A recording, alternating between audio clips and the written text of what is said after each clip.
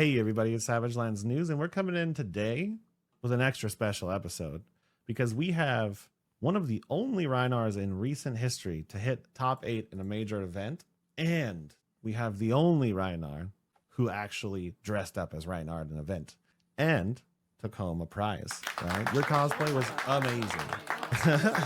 Thank you. So how are you doing today, Dex? How are you? I'm doing very good. Yeah, thank you very much for having me on the show. Oh man, yeah, no, thank you for being here. You're doing me a favor at the end of the day, to be honest. But you just came out of a PTI event, taking Rhinar in all the way into the top 8, and it wasn't just a normal event. This event was stacked. It was crazy. I can't believe how many big names were at a battle hardened and a PTI event in one weekend. Kind of nuts. And you went all the way there on Rhinar, which a lot of people these days, basically are starting to write off his legitimacy in the current meta. So how does it feel, right? How does it feel coming off of that crazy weekend? It felt really good. Mostly because I've been playing Fab for a long time, so been playing since Welcome to Wraith, but I only started playing competitively in February after watching your video on Rhinar's Pro Quest season specifically.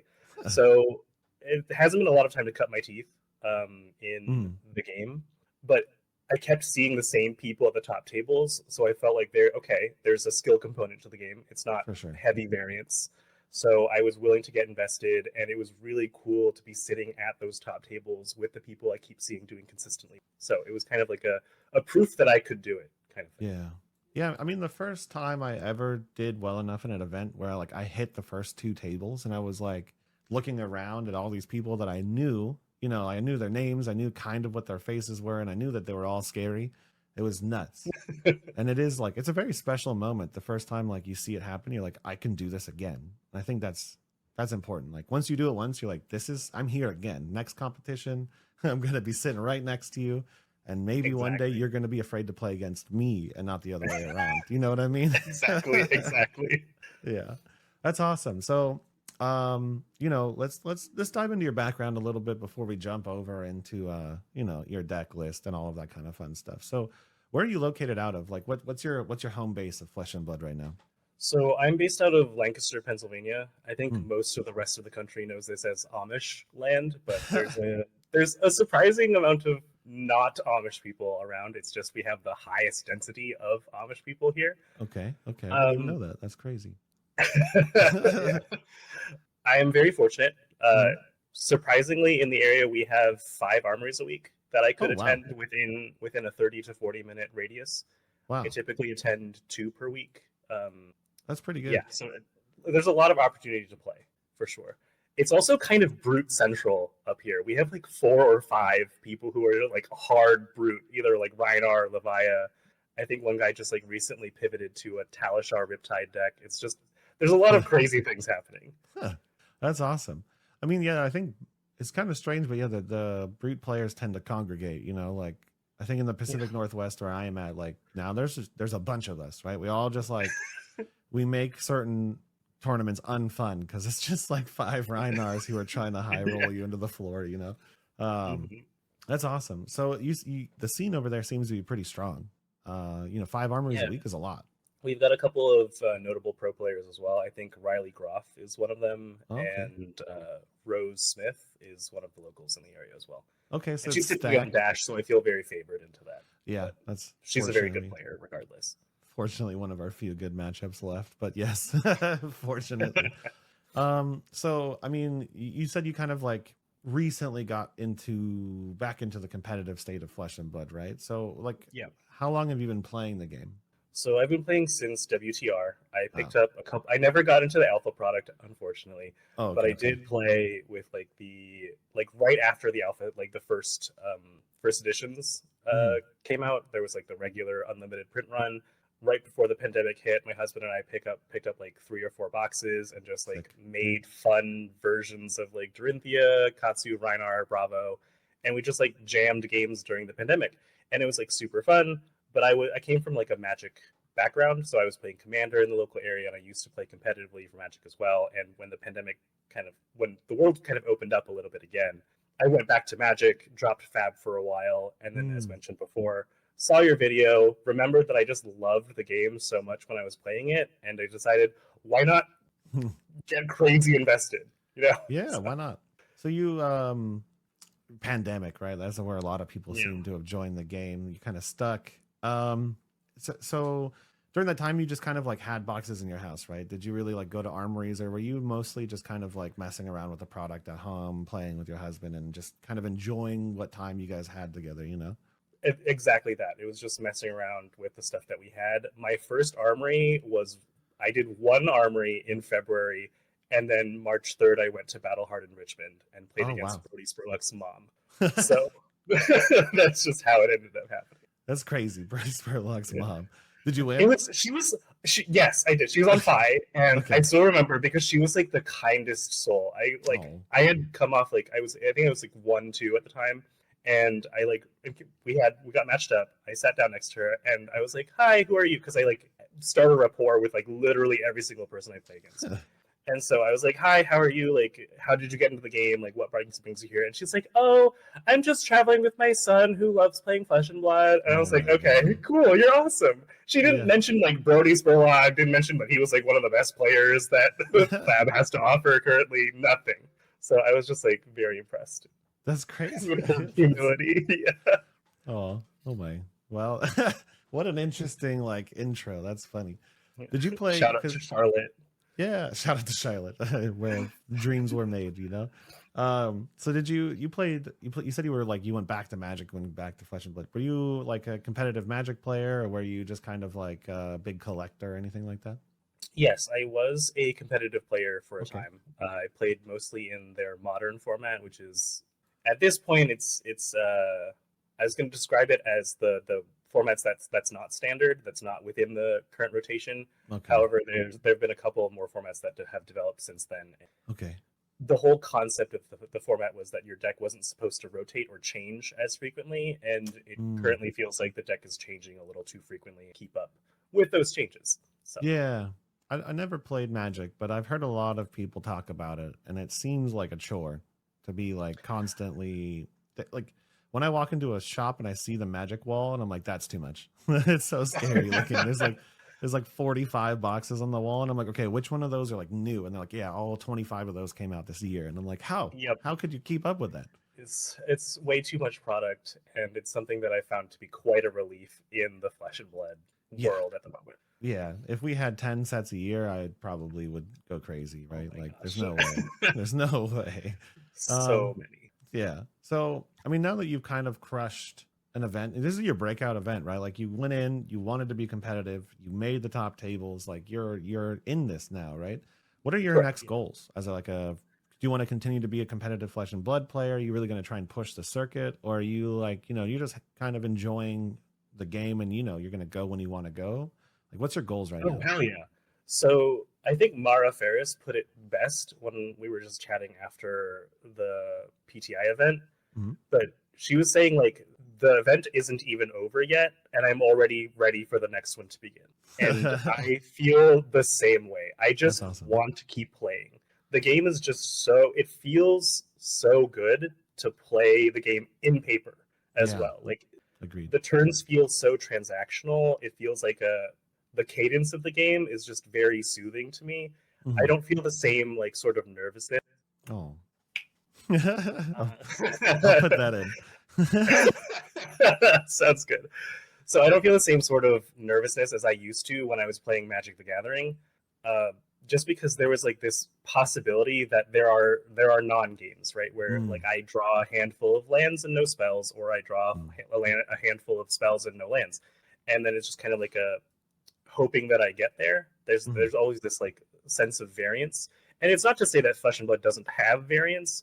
However, it feels like the variance is within my control, which is a weird thing to say as a brute, right? We're rolling dice, we're discarding cards at random, but I do feel like that variance is within my control to like I can play around. I would 100% agree, right? Because I did dabble for a very tiny bit of time, like when I was first getting into the game. I was like, maybe I'll enjoy some other of these card games, right? So I tried the digital ones because they're just easier to get into, And I really did feel kind of that what you're saying. It's like it is a card game, and sometimes you lose because cards said so. But Yep. most of the time, almost all the time, it's because you made a mistake and it's why you lost, you know? Yeah. Or like you didn't prepare correctly, or you didn't take the right cards in, or something along those lines. Like it's almost always like a I messed up. It doesn't feel very often that my deck is the problem. You know, it's like I guess only if all three Blood Rushes are the last three cards of my list. That is unfortunate, you know. But sometimes I win Right. without Blood Rush. You know, like it's just the truth. You have to do it if that's the way the game's going. You got to figure out a way to win. You know, I like that. Yeah. I mean, I feel like you were one of the people who pioneered like the second power turn that Rhinar can have, which is like Savage Feast Claw Claw Swing Big or Savage Feast Claw Claw something. So right? hot. It's like I love that line. I do too. I do too. Yeah.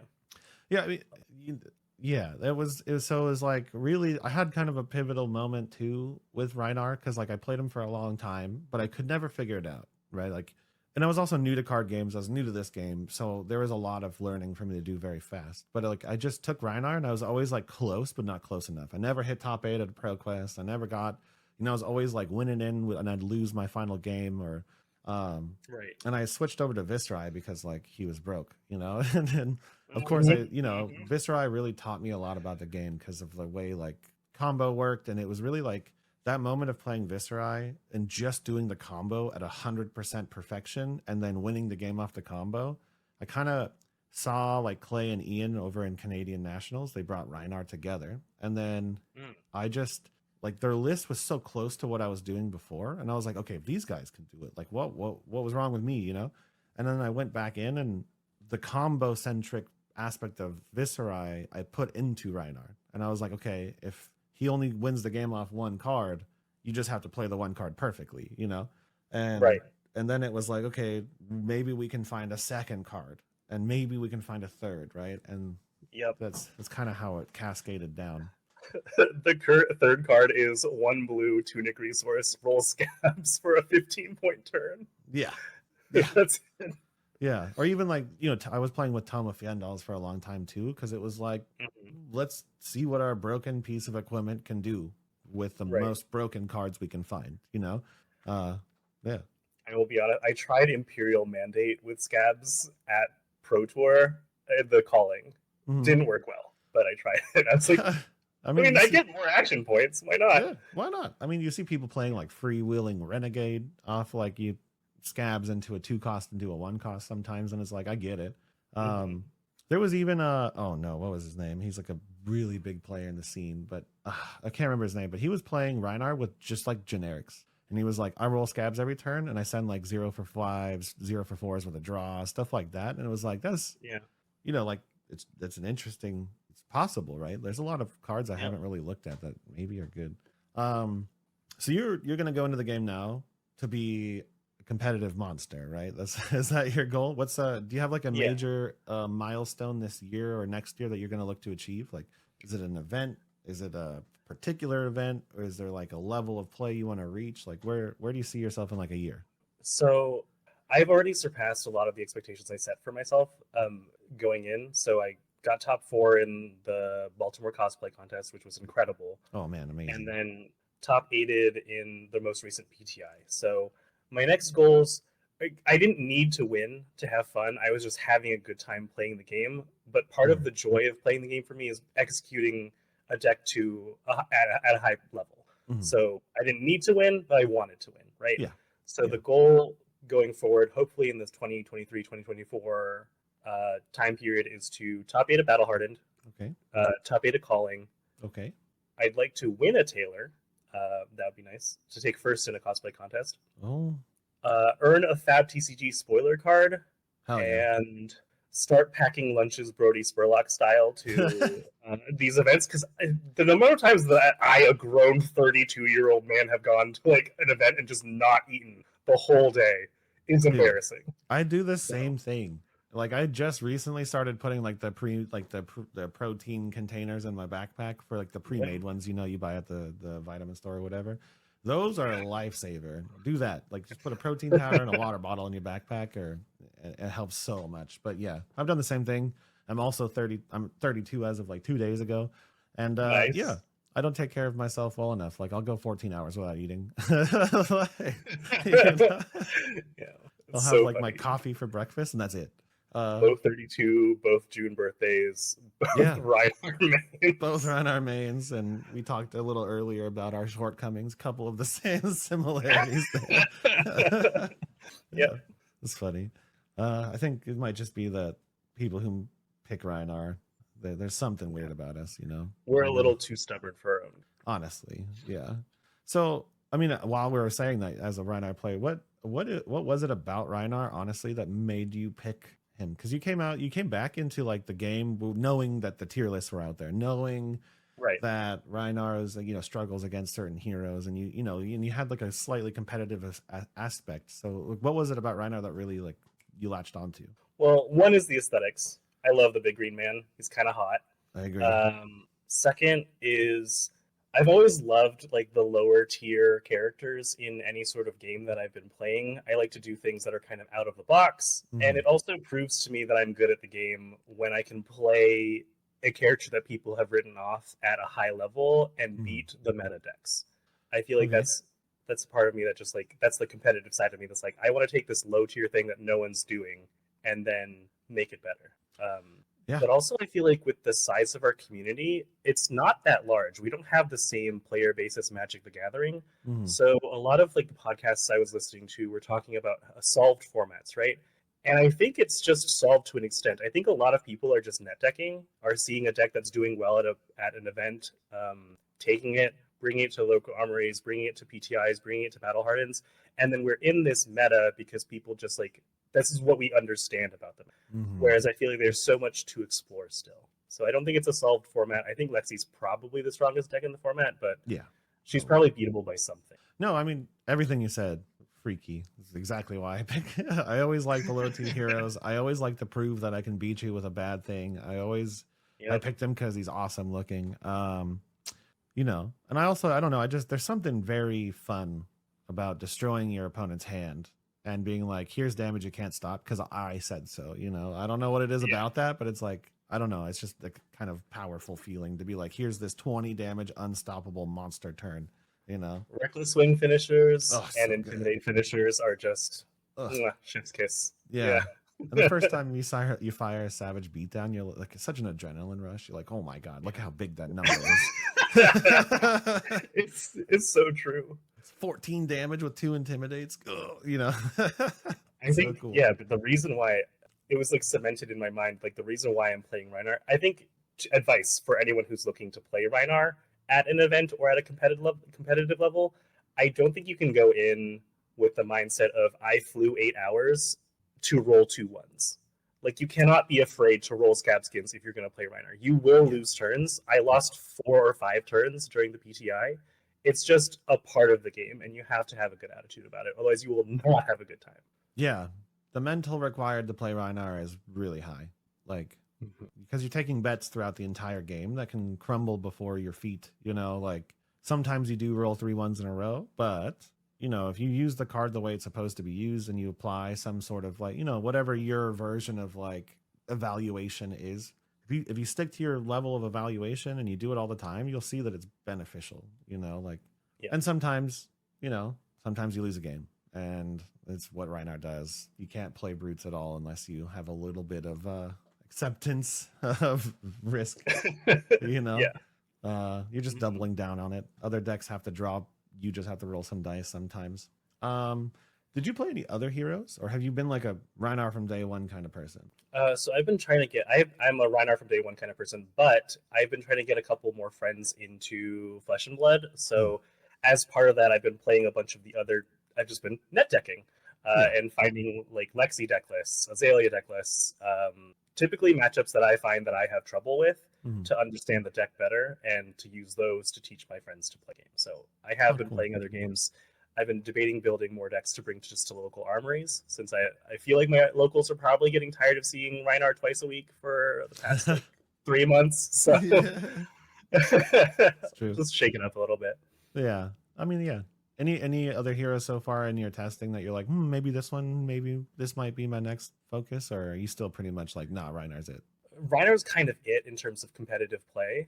But I have been, again, like we were talking about how we like terrible things, and like the small fab community. But I've been trying to make Arachne work. So cool. I also I thought Viscerai was going to show up in larger numbers at the Pro Tour itself, but it kind of turns out that he kind of started trickling in after that. I also wanted to try out him, especially with all this new RuneBlood support coming out. It'll also be really interesting to see what Vincent does. I'm interested in Vincent, which means she's going to be terrible, but I'm interested in yes. any hero I immediately am attracted to turns out not to be very good. So terrible. I'm like 3 for 3 on it, right? Like I'm actually 4 for 4. I picked Leviah as my first hero. I picked Rhinar as my second hero. I did play Viscerai, but only because he was broken. Then I saw Riptide and I was like, let's go. And now I'm looking at Vincent and I'm like, there's no way she's good. There's 0%. Oh no.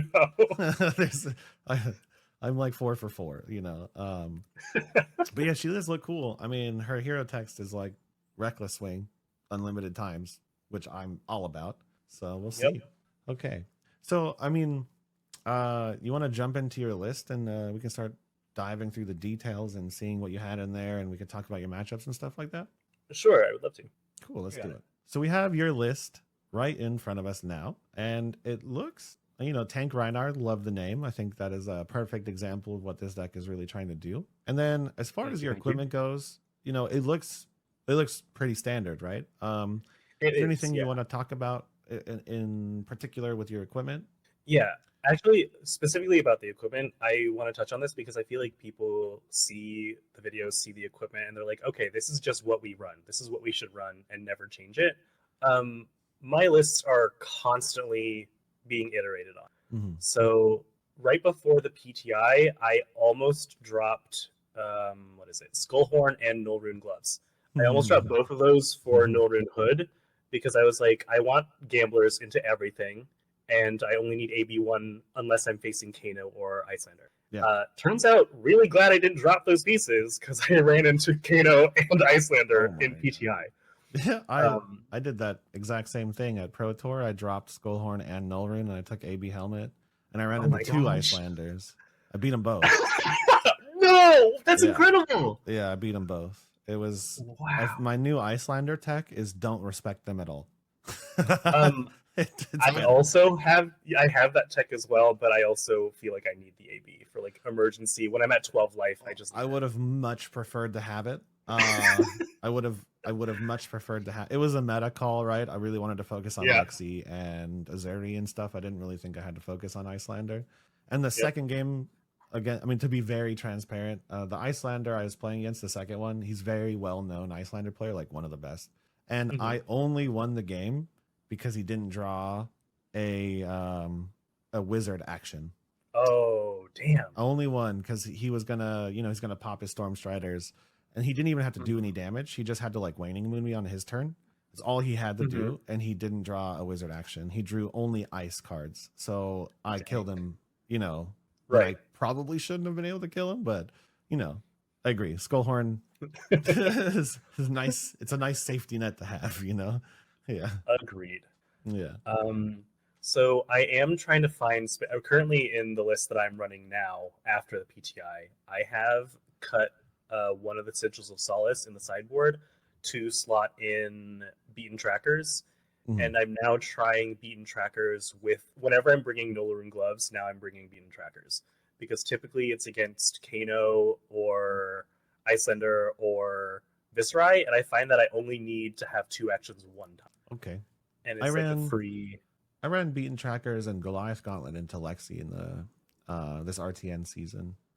I still find personally, right, but this is just the way I play. I find Scabskin's value to be even more important in the Icelander matchup because for me it doesn't actually matter if I fail because Icelander's so slow. So for me it's like if I roll Scabs immediately, first thing on my turn, and I roll a 1, and they, and they either make their decision to present damage or they don't. The worst case scenario is like I just extend my hand at their arcane damage they're going to do, and I take the damage anyways. So, but against Kano, man, is Beaten Trackers powerful. Like, you can do his whole health in one turn. It's pretty nuts. But Intimidate is just so strong against Kano. It forces them to make that decision before they're ready. Yeah. And I find the Rhinar. I haven't dropped a game to it since starting. I feel that's like nuts. It's a very difficult matchup for them. Yeah, that's great. Yeah, let me know how your let me know how the beaten trackers testing goes, because I am curious about like will do when to pull in beaten trackers versus scab skins and all of that. But yeah, as so we slightly discussed. Sorry, as we slightly discussed before the video, something that I'm working on. I tank Rhinar, right? I love blocking. Blocking is my favorite mechanic in Flesh and Blood, which is a surprise that I'm not an Oldhim, but whatever. Yeah, I'm playing Rhinar as if he was Oldhim, I guess. Yeah. But something I did at the PTI and sometimes do against these high aggro decks like Viscerai and Lexi is I just like block until I die. And so the beaten trackers is like this kind of push for me to try. It has one block on it, so it's I still get to block Battle Worn, and then it pushes me to be a little bit more aggressive than I normally would like to be. That makes sense. Yeah, sometimes you have to push yourself out of your boundaries, you know, like, and whether that's like forcing yourself to do something. Like I did that too kind of recently when like I was always against E-Strike, and then we were testing for Pro Tour, and my buddy was like, who wasn't a Rhinar player, you know, he was learning my deck, we were bringing it together, we are gonna do our thing. And he was messing with E-Strike, and he was like, "Man, you're dumb. Put this in your deck." And I was like, "Why? It doesn't have a 6 on it. It doesn't say Brute. It can get in my way." And then, like, you know, he kind of forced me to do it, and I was like, "You know what? This card's pretty good. This card's good." You know. I think I watched that video, and then I also agreed. Yeah, I took it back out, but for different reasons. We can get into that later. So I'm assuming, like, you know, you've got your claws because this is a tank deck. So you're really, your entire game plan is revolving around Blood Rush, Bellows, and that's really it, you know? And then you've got Gambler's Gloves over Skull Crushers, which I agree with, right? Ones lose games sometimes, and sometimes you have to force like a Savage Feats roll to happen. Like, you know, if you don't hit the 4 or 6, you just do it anyways, right? Exactly. And then it's either you have it and then you have an extra attack, or you have an extra arsenal, and in either case I'm happy. Yeah, I agree. And then Heart and Cross Trap, how often are you running Heart and Cross Trap? I'm bringing it into, let's see, most if not all aggro decks. So everything that I need to race or am trying to present a lot of damage, or when I need to block, like when it's really helpful when I need to full block with a hand, like I can just send my entire hand and then CNC from Arsenal, swing big from Arsenal. Amazing. Something that it's just like it's a tempo play that just keeps me in the game when I've just had an incredibly defensive turn. Yeah. So typically I'm bringing it into Lexi, into Viscerai, into Phi, Briar, those types of matchups. Yeah. I'm considering dropping Fendals entirely after Oldham's gone. Yeah, because like the value that I was perpetually getting off. I mean, the reason Fendals came in my list initially was because Pummel, right? It just made so much sense. Yeah. There's certain lines that I love on Fendals that I do notice in cross-strat matchups that I miss. Like, obviously, when you're in the late game, blocking with 9 or 3 cards and then rolling scabs and doing claw off a blue, like that's nuts, right? Turning 1 card into 6 damage is crazy. It's incredible. But my list of Fendals matchups is getting smaller and smaller. I think it's basically Bravo and Dory left. I don't know what your opinions are on that. So I think I'm bringing Fendals into every matchup that I didn't mention. So I think it's still like Bravo, Dory, Kano, Dash, Icelander. I feel like it provides. I don't know if you're still on Oasis. When we get to my sideboard, I'm still on Oasis, so I find it's like a very good card. Like Fendals is almost necessary to make Oasis happen. Oh yeah, for sure. Granted, you can pitch like Alpha Rampage into Oasis, and that's fine. But I find it like helps my math a little bit. Also, as we get into the deck list, I'm on 12 yellows and 17 blues, so sometimes I just need that one resource to fire off a Blood Rush successfully. That makes sense. Okay.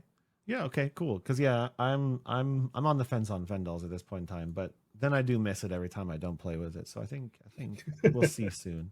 Okay, so we're looking at the main board here. 52 cards in the main board, and you did highlight your blues. So how many blues is it?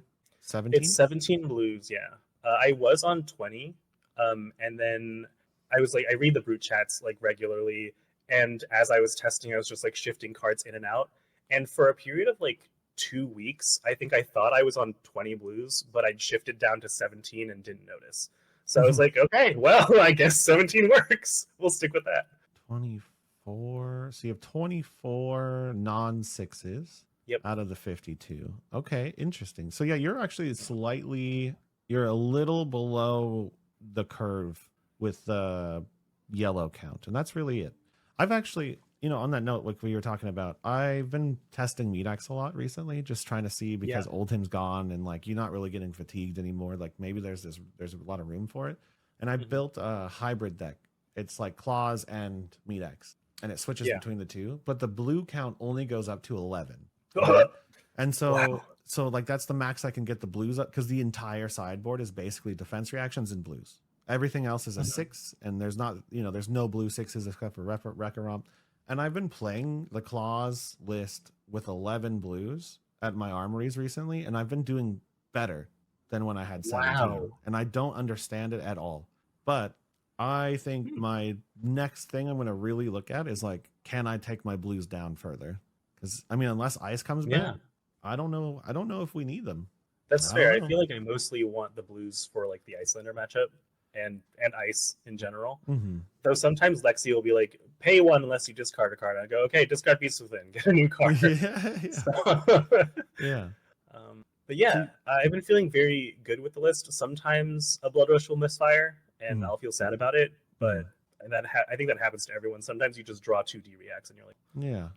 I mean, you can have a perfect Rhinar deck, and it'll still miss sometimes, right? Like that's just the nature of drawing 2 random cards. Okay, agreed. So your blues are, mostly normal. You have Sand Sketch Plan, which is kind of like one of the cards I would say is most commonly on the fence. A lot of people love this card, and a lot of people don't. And then you also have Eye of Ophidia in here, which is a really good card until it's not, right? until like Oldhim gets you the second cycle or something. So what do you think of your blues right here? Like, how have Eye of Ophidia and Sand Sketch Plan been for you? Let's do Sand Sketch Plan first. Okay. I am in neither camp of like, I love this card or like hate it. It's just, it opens up lines of play. It's a card that opens up lines of play, and that's why I like it. Like it fixes an all red hand sometimes. Sometimes you get the magic hand where you have like 2 Beast Within, Skullcrack, and Savage Feast, and you're like, perfect. I will just find another Savage Feast, and I'll get 2 action points. I think 3 action points in Rhinar is so strong. I know Perfect Octave was testing Lead the Charge at one point, and I wanted to test that as well. But Sand Sketch Plan is kind of my current go-to for that. Something it also lets me do is sometimes you just have this, like the enemy's having a power turn, and you just need to block, but there's a Blood Rush in hand. So with Sand Sketch Plan, I feel comfortable blocking 9, and then pitching Blood Rush to Claw, and then Sand Sketch Plan to shuffle my library again later. So it gets the Blood Rush out from below, from like the bottom of my deck. Oh yeah, interesting. That's a good tech for that card. Yeah, like if you pitch your Blood Rush away, you can kind of know that you can get it back. That's cool. Yeah. Then it's a card that I really like in the current format because it feels so rare that I'm getting to second cycle. Like the games are so much faster with Lexi and all these aggro matchups that I'm not really needing to pitch stack anymore. Which is a shame. I mean, a little bit. It's a little bit, but actually, I mean, I totally agree. I was actually on the fence. Like, I brought Eye of Ophidia to both of my RTN games, and it was in my sideboard or like in my like separate deck box or whatever. And I was like, okay, I should probably be playing with this card right now because like I don't care about Oldhim that much anymore. He's LL'd, and like exactly what you said, like Lexi and all of these premier decks like Ninja and Azalea and stuff. It's like you're not really getting to second cycle. So anything you can do to find Blood Rush faster is probably the right play. That's how I've been feeling. Yeah, I even stuck Whisper of the Oracle in my blues, just like as a turn 1 filter, and like if you ever get stuck with 1 extra card, you can just dig 2 deeper for Blood Rush. So I think I might be the right way to go. I like that. I like Eye of Ophidia. I can't recommend everyone go get an Eye of Ophidia because it's an absurdly expensive card. Yes, but I will say, like, it's just the number of times it's good is so much more than the amount of times you're like, I wish I could block with this card. That's like so rare that I want to use this card for 3 value instead of like the 5 value that it could be when pitching it. It's incredible really cool. Into Wizards. Like you AB pitch this into Kano, into Icelander. Sometimes the magic like lines up and you have this with Savage Feast, you have this with Blood Rush Bellow, and it just sets you up magically.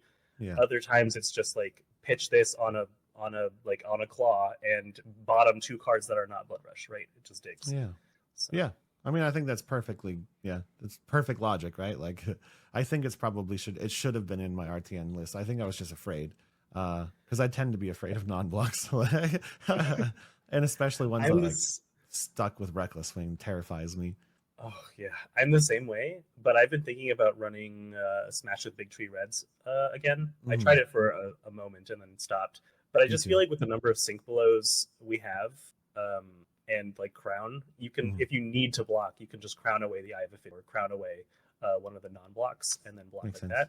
So yeah, I might try something like that. Yeah, I like Smash with Big Tree. 2 for 7 is nice. It fits into the Blood Rush curve perfectly, you know. And then your yellows, these are just the best yellows, right? Pretty much like the only ones with text on them, I guess. You know, aside from like Reincarnate, but Reincarnate does nothing unless, you know, you're going into like a hyper fatigue old him or something. So yeah, pretty normal. Any comments on your yellows? I feel like 12 is a little low. I would like to have a couple more, just because like I do feel like it would help me fire off claw attack more often. It's not like I'm misfiring a lot, but when I misfire, I feel like it matters. So that's just the plan. Skullcrack feels like a yellow by itself, so that's something. That's true. But yeah, okay. Yeah, I mean, like the magic number is like what, 15, so you're not really far off from 15. So yeah, you're just I mean, I also run 17 blues. You're just running it low, you know. You have to really prep your blood rushes perfectly most of the time, otherwise you get bogged with too many reds. And then your reds, right? So you're still on barraging beatdown. What do you think of barraging beatdown on Alpha Rampage in this meta? I love barraging beatdown. It's at worst it's a 2 for 7 for a red barraging beatdown. Alpha Rampages, most of the time it's a block 3 in the mid game. Like it's a great card at the start of the game. It's a great card at the end of the game. Yeah, I wish it wasn't a 3 for 9. Like I really wish it was a better rate, but the ability for it to push through damage at the beginning and damage at the end of the game, I think, is where its value is. And in the mid game, you just block for 3. Yeah, and that's perfectly acceptable. It's a very brute card. I love it. Right, like getting it off with a red barraging is just like so cool. It's so rewarding. It's amazing when you pitch stack it. It's amazing when you do these things. But like most discard cards, unfortunately, it's like below rate, right? Or it's perfectly on rate, right? 3 cards for 9 damage, which used to be acceptable, and I think nowadays it's a little bit behind the curve. But yeah, it's a tough ask for sure, especially against like those faster aggro decks, because to get that like closing out Alpha Rampage turn, you likely have to have a barraging or an intimidate effect, plus the Alpha Rampage, plus a pitch card, and then a discard. And a lot of the time, I can't take a full Lexi turn, a full Viscerai turn, a full someone's turn to hold onto those cards to close out the game. Yeah, it's unfortunate. I feel like it's losing a little bit of value, but I think so too. I was doing like an exercise, releasing a new video where I'm going to be like classifying all the cards and stuff like that. And with Old Him leaving, I do think that these cards lost a little bit of their merit, you know? And like red barraging too, right? In the Phi meta, red barraging was sick because it was a minimum 2 for 7. They're not going to give you 2 cards. They're not going to do that. They're going to take the 7. So it was like just really good. It was a multi-purpose 2 for 7, right? Now that Lexi's the premier aggro deck, she a lot of the time does not care about giving you 2 cards, and that is really hurting my rating of red barraging these days, because my 2 for 7s are becoming nothing, and then she still hits me for 12 to 15. You know, it's crazy, right? Yeah. The way that she can just function off 3 card hands and 2 card, like 1 card in arsenal, 2 cards in hand, is just bananas. It's crazy, yeah. So I'm thinking about, I haven't gotten far enough in my new version of Rhinar that I've been working on to say I'm going to cut this card. But I think if Lexi continues to be the top deck to beat, I'm not sure how strong barraging is in an old himless world. But it is one of my favorite cards, so it's going to take a while for me to take it out, I think. I agree. It's a very iconic of brute card. So I'm very curious what you would replace it, like what you intend to replace it with. Yeah, I'm leaning really heavy on just right now. I'm really looking at like as many brute 6 cards as I possibly can get in the list.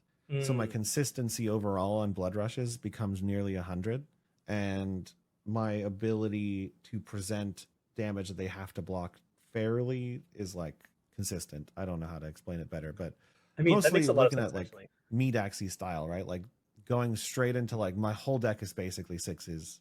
I only have defensive, like above rate defensive cards, and my blood rushes I can fire off 3 and still have a perfect one pretty much every time. Right. It's the idea. Okay, and the rest of your reds, right? Command and Conquer broken, but it's so good. It's well, Command and Conquer broken, but against Brody in round 5 of a PTI, I Command and Conquered him 3 times, and 2 of the 3 times he blocked with 2 arrows, and then it was just like immediately 3 of a kind. I was like, no. Yeah. Sometimes the cards just do that. Lexi's got every answer to our problems, right? Like it's crazy, yeah. Block a whole Command and Conquer, still do 20. Or like just codex you and suddenly you have no value. Yeah, it's crazy. Command and Conquer is super good. I like making sure it hits is an interesting one, because that's like another reason barraging beatdown is pretty good. Like Alexi at the Pro Tour had the double arsenal, and so I went in like rolled scabs, barraging beatdown into claw for 7. Yeah, and they blocked it. And then I Command and Conquered them, and that blew their mind. They're like, "Oh no," like, "Oh no." So there is actually some synergy between these two. But yeah, Command and Conquer blocks 3. It's red. It costs 2. It destroys arsenals. It's nuts. I think the level Brody was thinking at was incredibly impressive, because we played 2 games. I lost the first game super fast, so we were able to play a second game. And we were just chatting like throughout the whole thing. And that there's, I think it was you that was talking about it, but when you can pass priority to Alexi, they load Voltaire, and then you can CNC, or it sends you back into your main phase, right? So I was using that, but he took it to another level where I passed it to him, and then I rolled scabs. So I had 2 actions, and I threw a claw. So it was claw, and then I had like some random 6s. I think it was like swing big or something else in hand. And so I threw a claw. He chose not to block it, and then he Voltaired once. I was afraid I'd lose the second action point if I passed it back to him again, and he didn't live with Voltaire, so I just threw a swing big. But he brought out a really good point where I could have passed priority again there after swinging the second claw, bluffed a CNC, and then made him nervous about putting a second arrow into Arsenal, and got value like that way.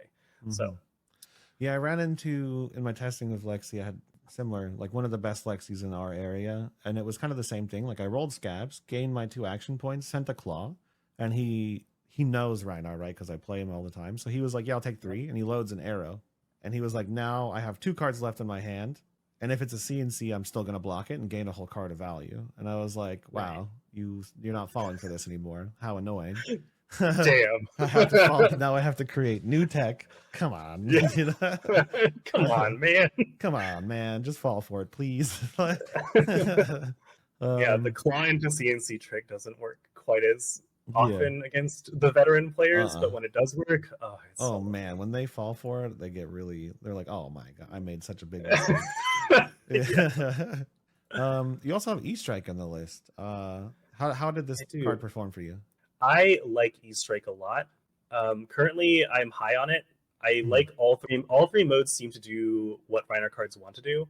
Amazing. And I think it's actually unfortunate that E-Strike exists, simply because it obsoletes some of Brute's actual cards. Right? So E-Strike is better Madcap Charger. So that card has no place in a Brute deck unless you want to run E-Strike and Madcap Charger. And then it's also better than Primeval Bellow, I think.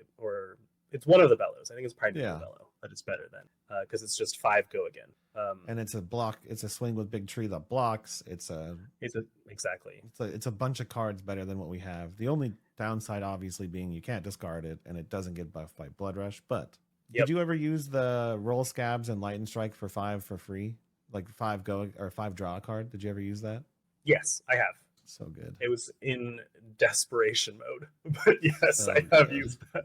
Yeah, I actually really like that line. But yeah, it's mostly desperation. It's like, against Lexi, you have Blood Rush. This is in your hand. And you're like, okay, I need to fire Blood Rush right now because I'll die. So then I'll roll scabs and like 0 for 5, draw blue, and I'm like, oh my gosh, this is gonna be cracked. This is the best. This is gonna be gross. Like, yeah, all 3 modes are just good. All 3 modes are good. Agreed. Agreed. If it was a 6, it would be like literally the best card in the deck. Oh, of course. It would be stupid if it was a 6. I mean, even if it was like a 6+1, you know, like whatever, 6 for Oh, it'd be so good. And then you have like you know, I don't know how much we need to go into swing big. It's it's like our best attack. It really is. Savage Feast, which we talked about a little bit before the video. This is like equivalent to a second copy of Blood Rush if you hit scans. Yep. I love Savage Feast. I think I think you really brought Savage Feast into a lot of Brute's eyes as like a second power card on the level of Blood Rush Bellows. Because sometimes when you roll Savage Feast, you roll on turns with Savage Feast and you have like a good hand, it becomes Savage Feast, Claw, second attack. Alternatively, if you whiff on the roll, it's still fine. You likely have other cards in your hand you can use, and then you can put Savage Feast into your arsenal for later. Yep. If it's like you can keep like a 2-card hand plus Savage Feast in arsenal, roll for the scabs, see what happens, and then either you can have a 2-card attack or you have Savage Feast into a new arsenal, which is also fun. Yeah, the lines are, if you have the right protections in place, this card doesn't have much of a downside, right? Whether that's like an open arsenal, whether that's like you said, like the only thing that really ruins your day is a 1. That's the only if you play it right, that's the only way you lose. But the ceiling is like 20 damage, you know, 6, 7, 8, 9, 10, 11, 12 plus a swing big, right? Or a CNC is sometimes super backbreaking because this caused them to discard 1. They might have stopped one of your claws, and then suddenly they can't stop your CNC anymore. Like the lines are nuts. It's really good. I think one of my best Blood Rush hands didn't have any Brute cards. it was Blood Rush into Claw, E Strike, CNC, and I was like, this is great. Yeah, I had the same when I called one of my lists Baby Green Bravo, and it was like CNC, Erase Face, Humble, like all of those weird generics. And I was playing against a dash, and like I was constantly like Blood Rush Bellows, Claw for 5, CNC into a Humble, into an Erase Face, right? And it was like I felt like Bravo on steroids, you know. Skullcrack. I actually added this to my most recent list because I thought it was pretty meh at first. Like I was like a 2 for 6 with like discard text. That's not really what I'm looking for. And then out of nowhere, I just started getting perfect blood rushes when I added it to my list. You know what I mean? Like, what's your feeling on it? I love it. I think Skullcrack is cracked. It's so good. You can use it on your. It's so good. If it's your one card that you're discarding off Savage Feast, you get a resource, you draw a Smash Instinct, and you're like, okay, I can fire that because I have the one extra resource or something. Yeah. It just like it helps you. Brute math is so weirdly specific, and it's why I dislike Ice so much of the time because like our deck is like designed to hit those exact numbers with Tunic, with Skullcrack, with Beast Within, those kinds of things. Like we can mitigate a lot of our variance through cards like Skullcrack and cards like Beast Within. Yeah. So I find it to be an incredibly valuable card. I feel like it's a yellow that is a red. Yeah, I agree. I didn't like it at first because it just doesn't scream powerful, but you hit the nail on like right on the head, right? The brute math, the cost curve of a blood rush is literally almost perfect. Yep. If we're taxed by one resource and we don't have a Tunic and we don't have one of these, like we fail, you know? Crazy. And then Pack Hunt, your final card. I love this card so much. What's your thought on it? I love this card too. It's the card that comes out most frequently though, for cards in sideboard. So like Erase Face comes in for Pack Hunt, Cadaverous Contraband comes in for Pack Hunt on occasion. I love it for closing out the game, and I love it for it's like a budget Alpha Rampage. It does great things at the start of the game. It does great things at the end of the game, and it blocks 3. Great card. Yeah, I agree. And it's easy to fire in the mid game too. 2 for 6 is not a joke. Sometimes you hit like their 3 block, and they go, my 2 blocks." So. Yep. Sometimes you hit their only D react, and they're like, "What the heck, man?" Yeah. You know, like that's the one card I wanted to get out of my hand. Yeah, exactly. Yeah, I like this card. It's really good for like that end game, right? When you're kind of just like holding them down, making them block with 2 cards every turn. I love that card. But you're right. Like when a tech card comes in, more often than not, that's the one I'm replacing, you know, especially if they're not like defensive by nature. Okay. Now we got the sideboard, and I do love every single choice in this sideboard. Every single one of them. I like all of your card choices, to be honest. Thank you. Yeah, they're all, I love I play with almost every one of these cards. Cadaver's Contraband, one copy, it's the shit. But why do you think so? Okay, so there's the currently, I think it's like the notable line is you can attack a dragon and get a free Blood Rush back on top of your deck. Yep. I have actually also been bringing it into aggro matchups, so like Phi, and I brought it against Brody when he was on Lexi, and also Viscerai. Okay, it's a card that Brody was like, I block this every time, and I was like, perfect. Then it's a card that I want to bring in against Lexi's, because if you're giving me 2 cards, most of the time that's like a CNC. I've CNC'd you again, and if you let it hit, I get a Blood Rush back. That's impossible for them to do. So I like it a lot into the aggro matchup. I thought I was just going to be bringing it against Dromize, but I found a lot of additional use. So I'm high on one copy of Cadaver's Contract. Yeah, I agree. I think it's a good card. And too many of these, the problem is like if you haven't played Blood Rush yet, then the card doesn't really have text on it, you know?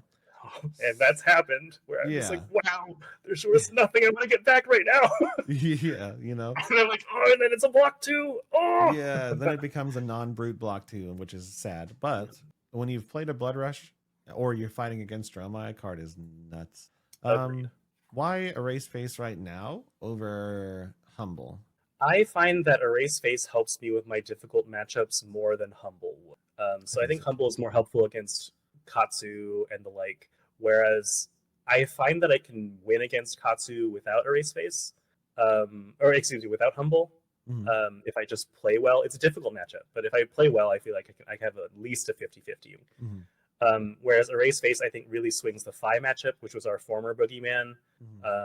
It's a great against like Ice Lexi, but I don't typically bring this in against Lexi's. Viscerai, I bring it against Viscerai, Dash, Icelander. Yeah, just there's a lot of good cards a lot of heroes that this card just hits, and they want to block me for 2. And the longer I can stall out and find Blood Rushes, find Savage Feasts, the better it is for the deck, right? Yeah, I agree. I mean, I was messing around with Humble, and the only reason I was really looking at it is like it does work against Azuri, it does work against Katsu, and then it does 1 in 6 times work against Lexi, you know? But I just constantly found that like Erase Face wins you the Viscerai matchup and wins, well, it helps a lot. It helps a lot with the Viscerai matchup. It helps a lot with the Dash matchup, but Humble like kind of helped the other ones. And so it just seemed that Erase Face was a better tech card for the decks that I don't really like playing against anyways. Like I don't like playing against Viscerai, so I'd much rather have 3 Erase Faces than 3 Humbles that don't really hurt Lexi much anyways, you know? Yes, Erase Face felt like a must block for those decks that it works against, and Humble felt like, I can survive a turn without this, like, and still present damage to you easy. Exactly, yeah. So it's like, and you're like gambling that it even is relevant, you know? Like you take a bunch of damage, you send it at Lexi, and they're like, oh yeah, I have Go Agains in my arsenal anyways. Or Katsu just is like, I have the combo naturally, you know? Like, yeah. And then we get into a massive wall of defensive cards, right? I guess before we jump into the mountain of D-Reacts and stuff, you have 1 copy of Remembrance, 1 copy of Arg Smash. This card makes us unfatigable.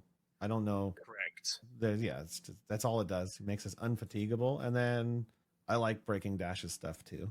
I've actually been bringing in Remembrance into the Dash matchup. Oh, interesting. Well. Yeah, for Arg Smash? Arg Smash, since we only have the 1 copy, so if I draw Arg Smash early, I want to be able to use it and then Remembrance it back to find it again later. Did the same thing. I love it. I've also Remembranced back just like non-Blood Rush cards that are good, like of course Barragings and Alpha Rampages if they're there. The only time Remembrance is bad is if like you draw it super early, and even then I can like pitch it to like Claw, right? So it's crazy it's a yellow. Like, crazy. It's crazy it's a yellow because it really makes us running the 1 copy like irrelevant. You know, it's like you'll just pitch it and get it back later. Yeah, that's awesome. Yeah, and then I think the wall of D-Reacts here, right? So you have way more than I've ever had in my list, and I'm curious to talk to you about your ratios and stuff like that, and if you run them all. But you have 3 copies of Fate Foreseen, 3 of Sink Below, 2 Reinforce Align, 2 Oasis, 2 That All You Got, and 2 Sigils. So you're stacked. You are stacked defensively. My locals call me the tank Rhinar. They're always like so confused as to how I have more D-Reacts. I can't believe you. So do you ever run them all? Or like what's your typical ratio of D-Reacts and defensive cards? So there was a time earlier on in my Flesh and Blood career that I was like bringing in more than six, like I was going into like 62, 63 cards. Now I tend to stay pretty close to 60. This 52 cards is really what I like. Again, the only things that really come out are sometimes I take like one Alpha Ray Mage out or one or two Pack Hunts out, and that's only when I'm bringing in like Erase Face or Cadaverous Contraband. Okay. Otherwise, I choose the best 8 defensive cards for that particular matchup. So most of the time, that's going to be 3 red sinks, 3 Fate Foreseen, and then 2 of like the tech for like that specific deck, right? So like for Azalea, it might be Reinforce the Line. For Kano, I would probably not bring in those D-Reacts, right? I would bring in Oasis and Sigils of Solace, and I've brought in like Remembrance against him, and like that all you got, because it's just a yellow, right? It just pitches for when I need AB. So it's usually the best 8 defensive cards against that particular deck, in my personal opinion. The cards that I'm most likely to take out at the moment, and that's just because I feel like with Lexi in existence, I'm not seeing a lot of Azalea. There's like the Sandscour Great Bow build that's come out, but Reinforce the Line hasn't felt super good just because I feel like I have enough to block Bravos already. I have enough to block currently Oldims already. And then so the Reinforce the Lines feel specifically for Azalea, and I'm just not running into enough of them. Yeah, I kind of agree. It's like this is also good in the Dory, but you know, how often do you see Dory? You know, and it's also, I guess, really dangerous in the Dory because if they route your card, you actually just die. And something else I've noticed is also my attack actions. I don't actually have that. I'm typically wanting to throw like a Clearing Bellow or something like a blue, or something like that, instead of like something that isn't Reinforce the Lineable. Like there's times when Reinforce the Line hasn't been a real card in my hand. Like I couldn't play it even if I wanted to. I actually agree. I changed my entire blues around for Reinforce the Line. Oh, that makes a lot of sense. I got rid of the Clearing Bellows and I turned them into Savage Feast blues. I got rid of like some of these and I changed them to attacks, and that way I had more targetable Reinforce the Line targets. Yeah. But like you said, Azalea isn't really my problem these days, you know? So yeah, I kind of agree. This card is meh. It's either the best card ever or not great. Inspired by Rose Smith, famed Dash player in my local area, I'm testing Yellow Sinks now. So I'm testing Yellow Sinks in replacement of the Reinforce the Line. Most of the time, it's a block 3 that digs me deeper to a Blood Rush, and that's just great. Yeah. If I get stuck with it in hand, it still fuels a Claw. Yeah. Draw it on a Blood Rush turn, you can fuel a Claw with it. It's been feeling pretty good, but I've tested 2 armories, right? So nothing definitive. How do you feel about Sigil? Because I'm a huge fan of Sigil and Rhinar. I love it, but I know a lot of people don't. I'm such a sucker for Sigil of Solace. Coming to Flesh and Blood from Magic the Gathering, I was like, I can't believe this one card that says gain 3 life is one of the, personal opinion, one of the best cards in the deck. It's so good. I love having it in pocket and bluffing that it's something valuable, and then just going like Sigil later. It's just, I actually used it to great effect against Roger Bodie's Icelander, because he just kept taking me down in life to a point where we were tied in life, where I was 1 below, and I had Sigil in pocket. So I was just like, okay, I can just keep taking 1 more point of damage than you and turn off all your like Fendel's Fighting Spirits, Scar for a Scar, those types of effects, and then gain that life back later. Yeah, super smart. I think I'm taking Sigils out, probably 1 for a third That All You Got, and maybe 1 for something else, or maybe keep just 1 Sigil left for Kanos, for Icelanders, that kind of thing, because of the crazy amount of on hits that are just like on all these cards. It's true. Like a lot of the time I just need a block. I need a full block, like the damage. I can't let the damage get through and then heal it back later. Yeah, Sigil is becoming less relevant now. The meta shifted in a direction where it's like Sigil actually can cost you a game instead of save you, I feel. Agreed. I do love the card. I love the bluffing aspect of it. And like in my area, when I was running like 3 Sigils, 2 Tomes, I was like known to beat Dromai players like 54-0. And I don't know, I just love gaining health, you know, opening up turn 1, you're like, okay, I just started this game at 46 health, like what are you gonna do about it? I don't know, but yeah, I think it's becoming less relevant. I think Tome was a card I was on for a time as well. It's too slow now. Again, with this faster meta, I can't get it into Arsenal to roll scabs and then hopefully hit a 4 or greater, Exactly. break Gambler's Gloves, try it again. Because if I don't hit the 4 or greater, it's gain 4 life, have too many cards in hand, arsenal a new card. So exactly. I'm actually considering it. I took it out for that exact reason. Like Lexi's were just, I felt like they were blowing me out before I could set it up.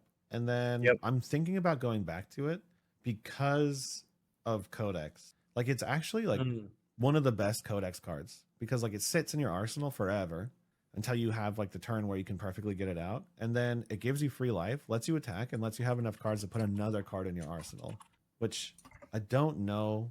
I don't know if it's the right idea yet, but like once I took it out, I was like, maybe I should just put it back in, keep them in my arsenal, and just like keep going, keep trying to gain my life, do those big value plays, always have a card to put in my arsenal so I never get punished by Codex, because it's typically Codex that cost me the Lexi game. It's almost always Codex. I find that it's, for me personally, it's 3 of a kind.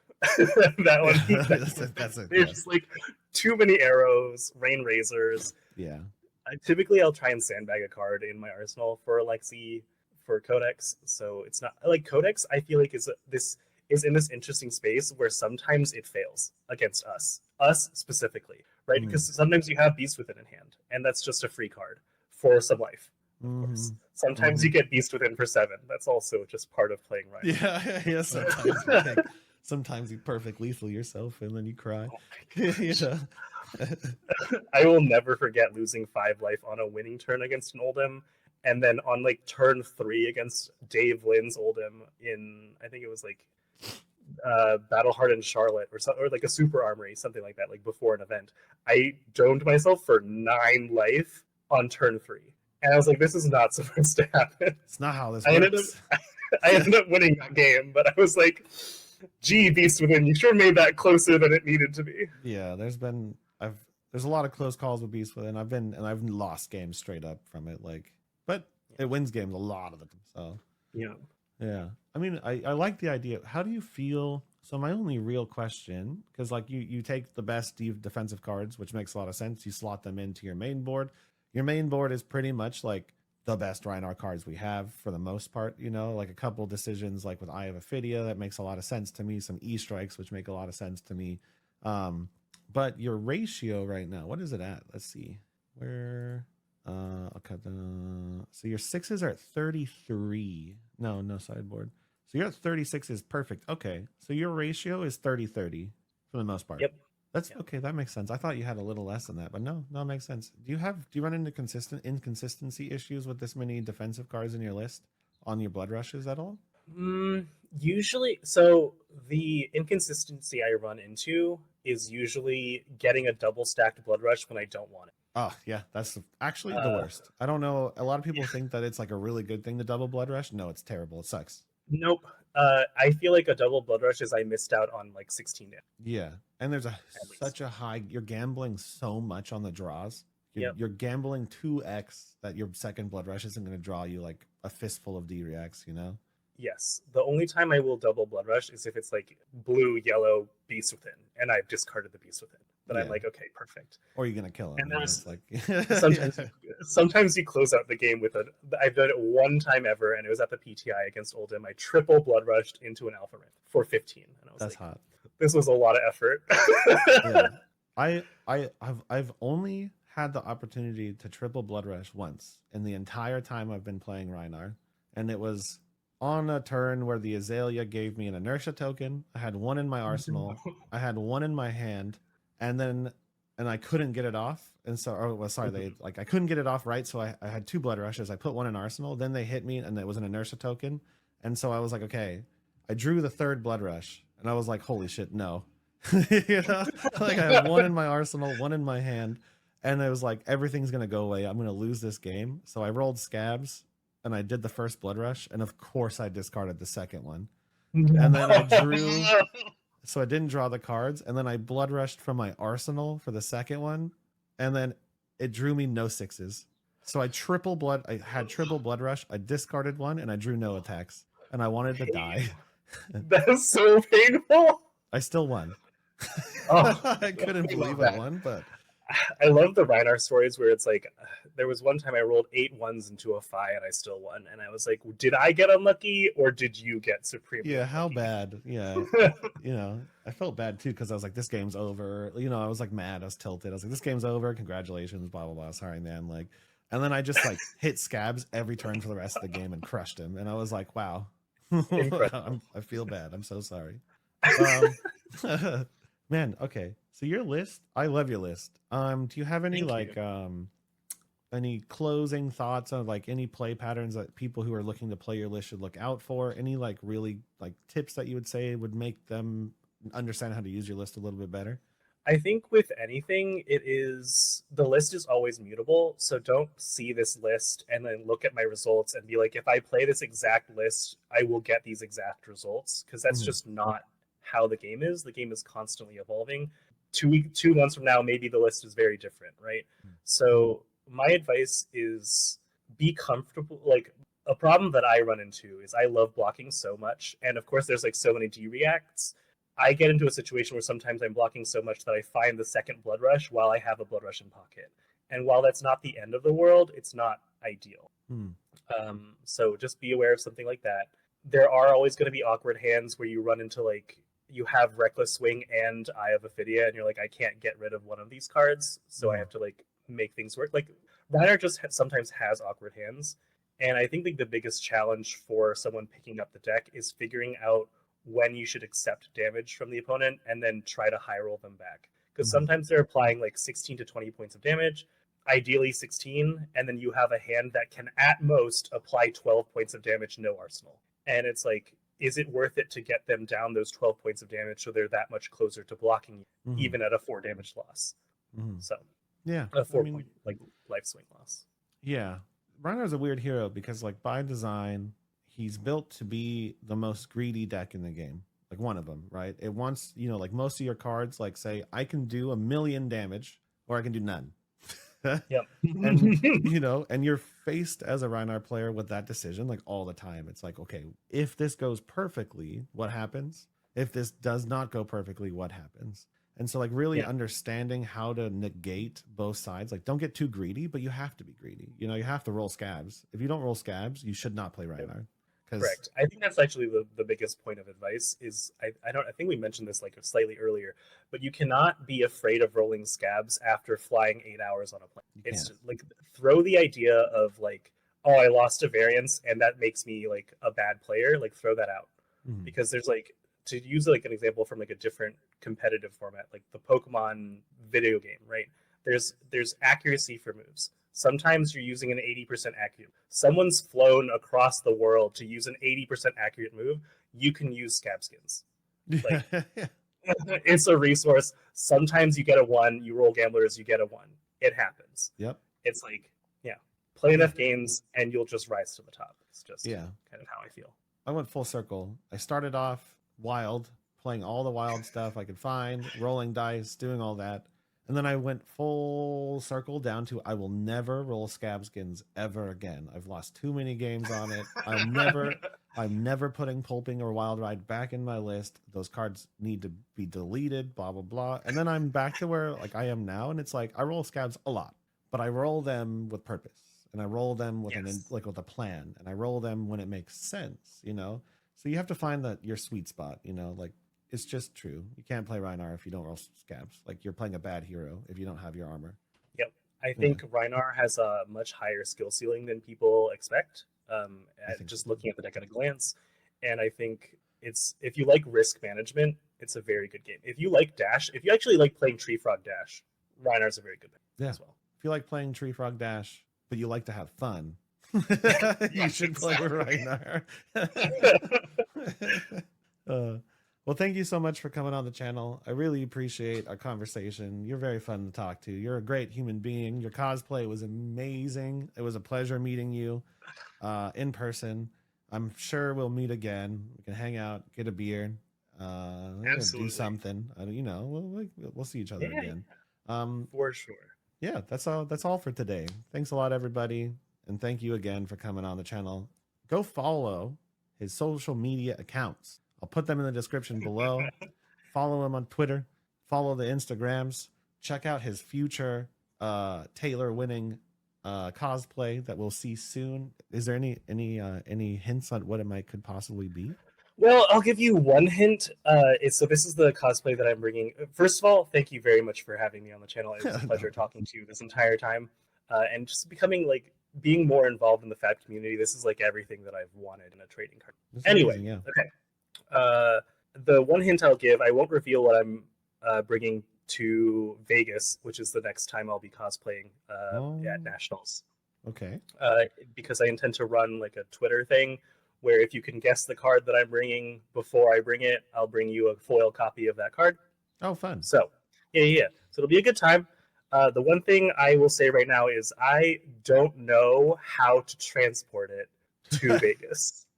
That's the main thing that I'm working through right now. So. Oh my, I'm excited. So I'll be at Vegas. So I can't wait to see you take down the event.